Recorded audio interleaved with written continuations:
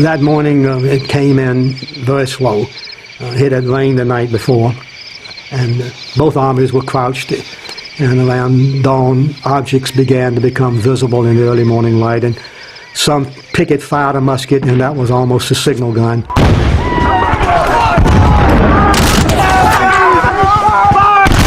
The Battle of Antietam began just after the dawn of September 17, 1862, with a Union attack on the Confederate left flank. Almost immediately, its focal point became a 30-acre patch of corn. The battle opens on the northern end of the field, and Union Corps Commander Joseph Hooker's part of the field, with his soldiers at first striking south, and their focal point becomes a cornfield owned by a man named Miller, where some of the most brutal fighting of the entire war takes place. Let's remember, this is mid-September. This is a cornfield where the corn is higher than a man's head. They are ordered to march directly through a cornfield as best they can, walking between the rows and trying to hold their ranks. What's going to be at the other end? You know that probably the Confederate Army is going to be at the other end. You're told to stay in line, to shoulder up to one another. And as is always the case in this kind of warfare, if somebody falls next to you, you shoulder up to the next guy. And how do you get men to do that? How do you get men to do that? To stand together in great gigantic boxes of men, shoulder to shoulder, and marching into the jaws of the dragon. How do you get people to do that? Well, the American Civil War is frequently referred to as brother against brother, and that's true. But far more common was brother alongside of brother. So that in these great big boxes of men, if the guy standing here is your brother, and the guy standing here is your father, to turn and run is not an option. You're not going to abandon your brother on the battlefield. Given the choice of fight or flight in that situation, death is the preferred option.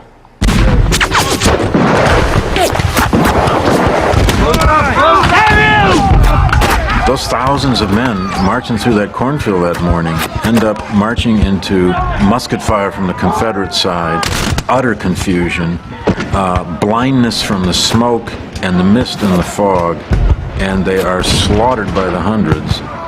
But that's the way the Battle of Antietam would be for the next 8 to 9 hours.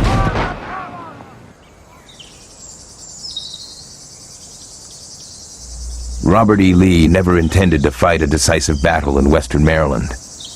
Instead, he wrote of advancing as far north as Pennsylvania. But events beyond his control would halt Lee's advance at Sharpsburg, Maryland, where he would decide to make his stand. To the south of Antietam lay the Union garrison of Harper's Ferry. When Lee marched into Maryland in early September, he presumed the Union would abandon Harper's Ferry and move north to protect Pennsylvania. Instead, the North held its ground. So now Lee is well into Maryland, and I've got to do something about that. They are sitting on my lines of communications. They're sitting on my lines of resupply. I've got to get rid of that spur under my saddle. In response, Lee broke his army into 4 sections. 3 columns were sent under the command of Stonewall Jackson to take Harper's Ferry. Lee remained at Frederick, Maryland. In an abundance of caution, Lee sent his Special Order 191 detailing his plan to his key generals, one of which remarkably fell into the hands of the commander of the Union Army, George McClellan. A young Indiana private finds these orders wrapped around these cigars laying on the ground, and sitting in McClellan's tent were Lee's orders to his commanding his corps commanders by September the 14th. It was the greatest security leak in American military history. McClellan not only knew that Lee's army was divided, he knew where the sections were, he knew when they were coming together, and most importantly, McClellan was closer to either one of the Confederate sections than they were to each other. Never has an American military commander been beneficiary of more great intelligence than McClellan was at Frederick, Maryland. George McClellan was as reticent, as conservative as Robert E. Lee was daring. He was the kind of general who was better at making excuses than war. The weather was no good, the roads too muddy, the enemy surely outnumbered him. Lincoln famously said of McClellan, "He has a case of the slows." Lincoln was willing to put up with McClellan if McClellan could give him victories. When McClellan didn't give him a victory in the 7 days, he put him on the shelf. But the problem for Lincoln is there isn't a long line of men able to command armies waiting outside the White House gates. McClellan was a wonderful organizer, and the Army of the Potomac, which he created, was his. By the time that army staggered back into Washington from failure on the peninsula and failure to support Pope at Second Manassas, it had a real morale problem. And thus, early in September, with Lee driving into Maryland, Lincoln restored McClellan to supreme command, and the soldiers greeted him like a long-lost father. The shout went up, "Mac is back." 3 cheers for McClellan. The morale of that army that was as low as it could possibly go in one instant was as high as it could possibly be the next. He inspired this army. They were ready right then and there to turn around and fight again. That was something that George McClellan brought to the army that nobody else could have.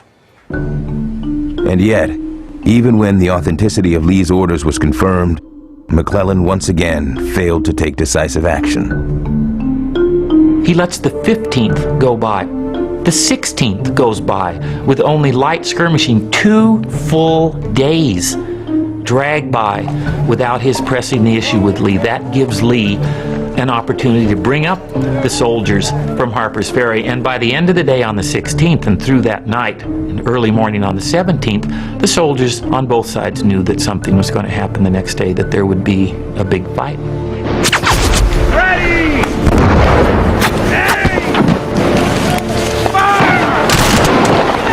After the first hour of fighting on September 17, the corn on the Miller farm had been obliterated.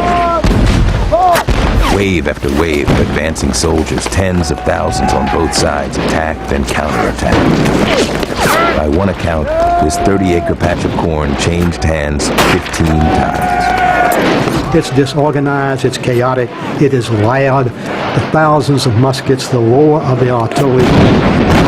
People shouting and cursing and officers yelling, and it would be a din, and it would be very hard for anyone really to control this process once it got going. While the fighting is going on, officers trying to communicate with each other would often have to go up to each other and cup their hands together and yell directly into each other's ears just to be heard.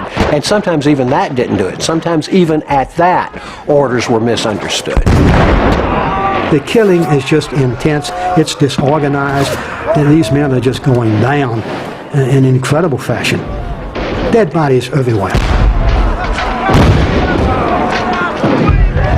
The cornfield would have been a terrible place to be. If you're in the rear ranks, you can't really see your opponents until they're very close to you. If you're in the front ranks doing the attacking, you're going to be met with these withering volleys of musketry with no chance to respond, really.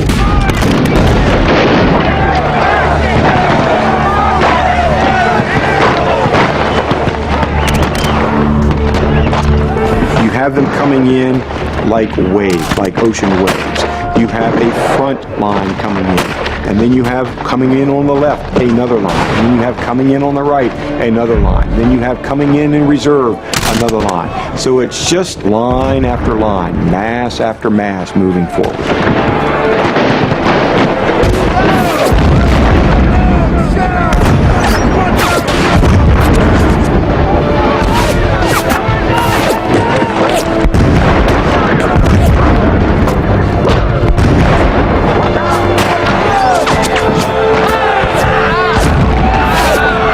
It's like 2 fighters with no defense, with their hands by their sides.